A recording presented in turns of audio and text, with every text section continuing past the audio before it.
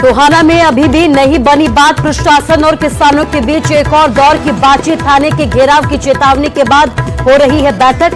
किसानों ने कल सभी थानों के घेराव का किया था ऐलान। किसान आंदोलन को मजबूत बनाने में जुटे किसान। अंबाला से दिल्ली के लिए रवाना हुआ किसानों का काफिला। किसान नेता गुरनाम सिंह चढ़ूनी का बयान, दिल्ली रुकेगा ये काफिला।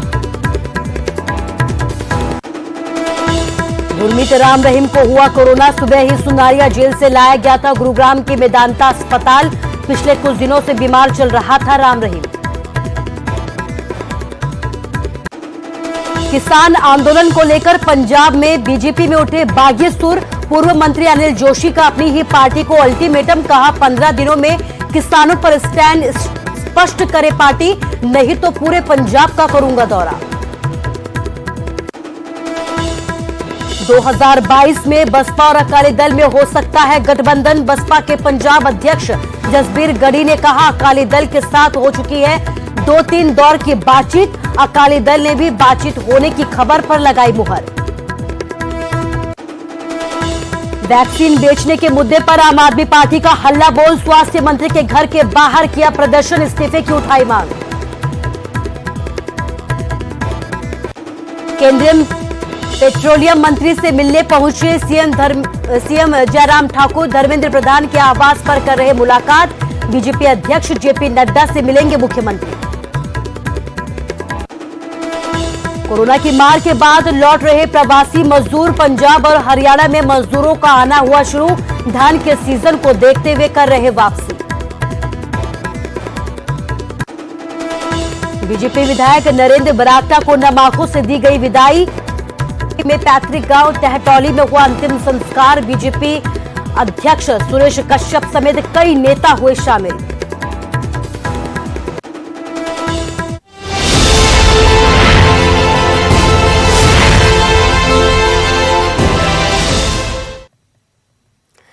नमस्कार, स्वागत है आपका न्यूज 18 पंजाब हरियाणा हिमाचल में। मैं हूं आपके साथ कुसुम रावत। बुलेटिन का आगाज आज एक बार फिर से टोहाना की खबर के साथ ही करेंगे। टोहाना में अभी भी बातचीत जो है लगातार जारी है। प्रशासन और किसानों के बीच किसी तरीके की कोई सहमति नहीं बन पाई है। यही वजह है कि अब एक और दौर की बातचीत की जा रही है। थानों के घेराव की चेतावनी के बाद ये बातचीत की जा रही है। आपको बता दें कि किसानों ने कल सभी थानों के घेराव का ऐलान किया था और अब तक की बैठकें जो है वो बेनतीजा रही हैं। 2 किसानों की रिहाई को लेकर लगातार किसान अपनी मांग पर अड़े हुए हैं। यही वजह है कि बातचीत लगातार जारी है। एक बार फिर से बातचीत का दौर शुरू हो गया है। किसान लगातार इस मांग पर अड़े हैं कि जो 2 किसान अभी भी जेल में बंद है, सलाखों के पीछे बंद है, पुलिस की तरफ से उन्हें बहाल किया जाए, रिहा किया जाए। तो अभी भी बात नहीं बन पाई है। बातचीतों का दौर लगातार जारी है। अब एक और दौर की बातचीत हो रही है। प्रशासन और किसानों के बीच ये बातचीत हो रही है। तो आपको बता दें कि इस बीच किसानों की तरफ से कल सभी थानों के घेराव का ऐलान भी किया गया था, जिसके बाद अब एक और बातचीत प्रशासन और किसानों के बीच की जा रही है। अब मैं कहीं नहीं जाना, पक्के मोर्चे लगाऊं अपने यहाँ पे भी, एक मोर्चा यहाँ पे भी सही। मजबूत क्षेत्र है ये। रात में जब आए तो बहुत पब्लिक यहाँ के रात को इन्हीं क्षेत्र के गांव से आई, इसी क्षेत्र से आए जब सब लोग यहाँ पे और बात करेंगे, करते रहेंगे बातचीत। ये 4-4 घंटे की उसकी यहाँ से 20-20 किलोमीटर दूर जाकर गेस्ट हाउस, ये तो ये चाहते हैं ना कि ये देखते हैं ये आगे के ये कमजोरी दिखाने क्या, ऐसा कुछ नहीं है। लोग जो जेल में भी जा रहे हैं, यहाँ पर जो चरण सिंह, काशीराम ने, टिकैत साहब, जितने भी क्रांतिकारी हुए, ये तो जेलों में ही तो रहे हैं। 23 महीने, 18 महीने लगातार मैं टच में हूँ। सुबह BD साहब, एसपी साहब से बात हुई थी। आदरणीय हमारे प्रदेश के मुख्यमंत्री जी भी संज्ञान ले रहे थे इसका बार बार सारे प्रकरण का। और सुबह मैंने उनको कहा जी, मैं कहा सारे मामले निपट चुके हैं, ये इनके कोई इश्यूज हैं वो सरकार के लेवल पे होना है, क्योंकि हिसार का प्रकरण था और कई प्रकरण थे, उनमें केसों को लेकर कोई समझौता किसान संगठन के लोगों से हुआ था। उसमें कुछ कंडीशंस हुई थी, वो कंडीशन इन्होंने बार बार तोड़ी। फिर यहाँ टोहाना भी आके तोड़ी कि तो उस पर ये अपनी जो कही हुई बातें थी उस पर खड़े नहीं थे, इसलिए मुख्यमंत्री कह रहे थे कि हम इनको उनसे एक बार दोबारा वार्ता करके ये दोबारा ना हो इसको सुनिश्चित करके इसको शाम तक निपटाने का काम हमारा प्रशासन सरकार करेगी। ज्यादा जानकारी के लिए हमारे संवाददाता परमजीत तूर हमारे साथ फोन लाइन से जुड़ गया। परमजीत, आपसे ये जानना चाहेंगे कि लगातार किसान वहां पर डटे हुए हैं, 2 किसानों की रिहाई की मांग की जा रही है, कई दौर की बातचीत हो चुकी है, लेकिन ऐसी क्या वजह है कि अभी तक इस बातचीत में हल नहीं निकल पाया है?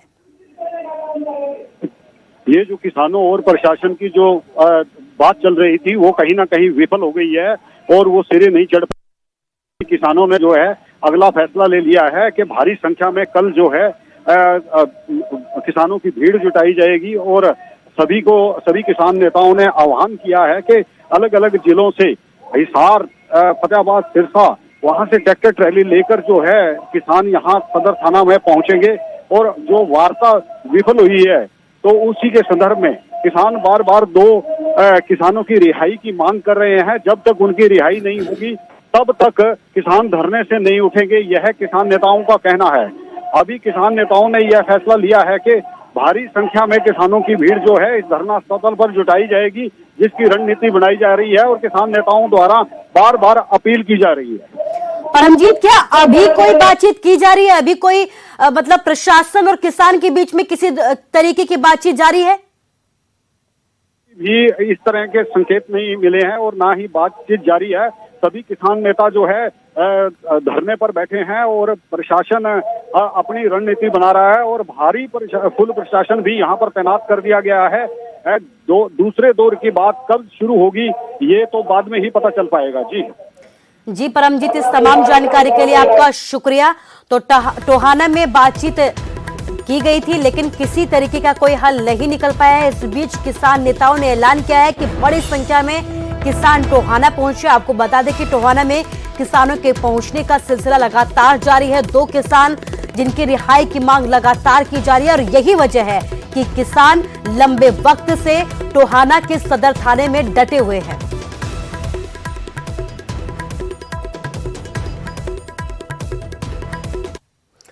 तो आंदोलन को मजबूत बनाने में किसान लगातार जुटे हुए। अंबाला से दिल्ली के लिए रवाना हुआ है किसानों का काफिला। किसान नेता गुरनाम सिंह चढ़ूनी का भी इस बीच बयान सामने आया है कि दिल्ली में ही किसानों का ये काफिला रुकेगा। भीषण गर्मी के बावजूद किसानों के हौसले किसी तरीके से पस्त न हुए थे, न हुए हैं और न ही होंगे। गुरनाम सिंह ने यह भी कहा है कि किसानों में जोश जो पहले 6 महीने था वो आज भी बरकरार है और आगे भी बरकरार ही रहेगा। हरियाणा और पंजाब का पहले यहाँ पर किसानों का जमावड़ा लगा था, लेकिन आज ये पूरा आंदोलन देश भर का हो चुका है और देश भर से ही यहाँ पर किसानों के पहुंचने का सिलसिला भी लगातार जारी है। सरकार को दिखाना चाहते हैं कि सरकार कहीं इस मुकालते में ना रहे कि आंदोलन ठंडा हो गया है या आंदोलन में अभी शांति है और इसमें संख्या कम है, इस मुकालते में ना रहे। हम उनको दिखाना चाहते हैं केवल एक जिले की गाड़ियां आज हैं और आप देख सकते हैं कई किलोमीटर लंबा काफिला है और ऐसे ही 23 तारीख को करनाल से लेकर ऐसे ही 10 तारीख को फिर पानीपत से ले जाएंगे।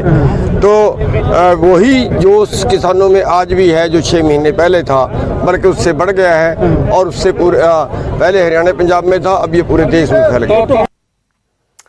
तो केंद्रीय पेट्रोलियम मंत्री से मिलने पहुंचे हैं सीएम जयराम ठाकुर। धर्मेंद्र प्रधान के आवास पर मुलाकात की जा रही है। 2 दिन के दिल्ली दौरे पर सीएम जयराम ठाकुर हैं।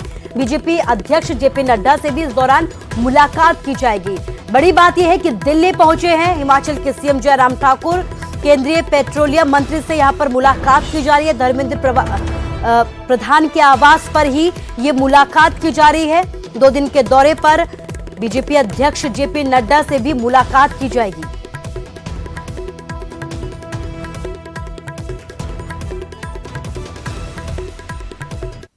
ज्यादा जानकारी के लिए हमारे संवाददाता सुशील पांडे हमारे साथ फोन लाइन से दिल्ली से जुड़ गए हैं। सुशील, दिल्ली में बैठ के हैं, बड़े बड़े मंत्रियों के साथ ये बैठक की जाएगी सीएम की तरफ से।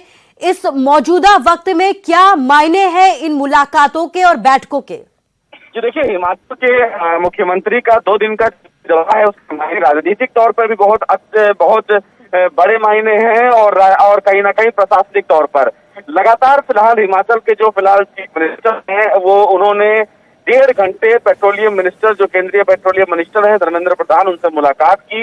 हालांकि इस मुलाकात के भी मायने कई हैं क्योंकि राजनीतिक स्तर पर चर्चा की गई है, प्रशासनिक स्तर पर चर्चा की गई है और हिमाचल में कोरोना को लेकर स्थिति क्या है उस पर भी बातचीत की गई है। सबसे महत्वपूर्ण बात है कि पेट्रोलियम स्थिति को लेकर राज्य में क्या माहौल है उस पर भी बातचीत की गई है।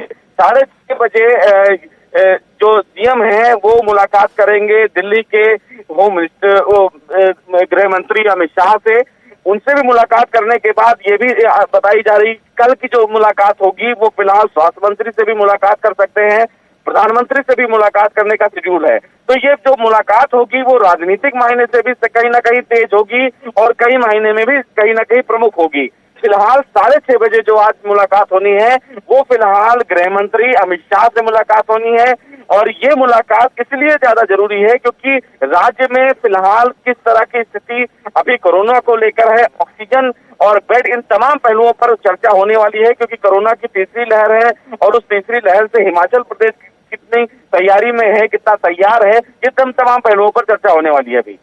जी सुशील, इस तमाम जानकारी के लिए आपका शुक्रिया। तो तमाम मसले हैं जिन पर बातचीत की जा रही है, चर्चा की जा रही है। इसके साथ ही बड़ी बात है कि मौजूदा वक्त में कोरोना को लेकर क्या राज्य में हालात है, इस पर भी बातचीत की जा रही है।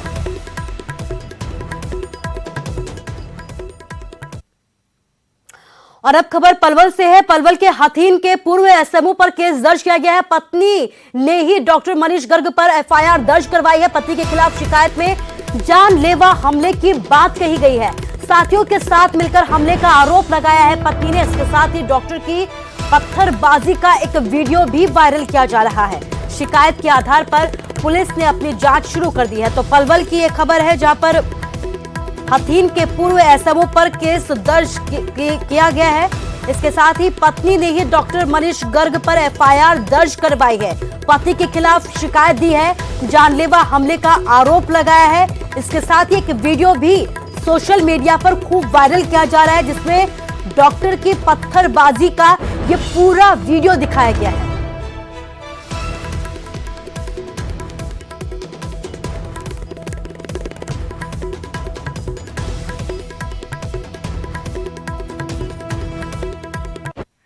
मनीष गर्ग के खिलाफ उसकी पत्नी चारू गर्ग ने शिकायत दी थी कि इसके साथ मारपीट कर रहे हैं और बहुत ज़्यादा पथराव कर रहे हैं, घर पर पथराव कर रहे हैं, गोबर फेंक रहे हैं, पथराव कर रहे हैं काफ़ी ज़्यादा। तो इसके आधार पर इसके खिलाफ मुकदमा दर्ज किया गया है और इसके खिलाफ पहले से भी कई मुकदमे दर्ज हैं और अब नया मामला दर्ज करके इसकी जाँच की जाए। ज्यादा जानकारी के लिए हमारे संवाददाता दिनेश कुमार हमारे साथ फोन लाइन से जुड़ गया। दिनेश, क्या कुछ अपडेट इस खबर पर? देखिए, मैं आपको बता दूं अभी तक इस मामले में किसी की गिरफ्तारी नहीं हो पाई है, लेकिन जो ये मामला है, जो डॉक्टर मनीष है, ये विवादों से इसका पुराना नाता रहा है। जब से पिछले 8 साल की बात का तो इसका अपने पत्नी से अक्सर झगड़े होते रहते हैं। तो ये ताजा मामला 5 जून की दोपहर 2 बजे का है। डॉक्टर मनीष अपने घर में अपने कुछ साथियों के साथ आया था और पत्थरबाजी करने लगा। जो उसका साथी था उसके हाथ में भी डंडा था, तो वहां पर झगड़ा होने लगा। जो इसकी बच्चे थे और उसकी जो पत्नी, उसने इसने आपस में जान बचाई है और एक व्हाट्सएप पर एक वीडियो वायरल कर कुछ हथियार दिखाकर जान से मारने की भी इसको धमकी दी है। पुलिस ने 307 के तहत मामला दर्ज कर मामले की जांच शुरू कर दी है। पुलिस का कहना है कि जल्दी आरोपी को गिरफ्तार कर लिया जाएगा, लेकिन अभी तक इस मामले में किसी की गिरफ्तारी नहीं हो पाई है। मैं आपको बता दूं कि इससे पहले भी कई बार इस डॉक्टर के खिलाफ कई दर्जनों मुकदमे दर्ज हो चुके हैं। ये डॉक्टर हथीन का एसएमओ भी रहा है, वहां पर भी सरकारी परिसर में, अस्पताल परिसर में शराब पीने के आरोप लगे हैं। कई मामले ऐसे थे जिससे पत्नी के साथ मार पिटाई की पहले भी कई शिकायतें इसके खिलाफ आ चुकी हैं। जी दिनेश, इस तमाम जानकारी के लिए आपका शुक्रिया। तो कई बार मारपीट की शिकायत आ चुकी है। अब पुलिस ये दावा कर रही है कि जांच लगातार जारी है और जल्द ही आरोपी को सलाखों के पीछे पहुंचाया जाएगा।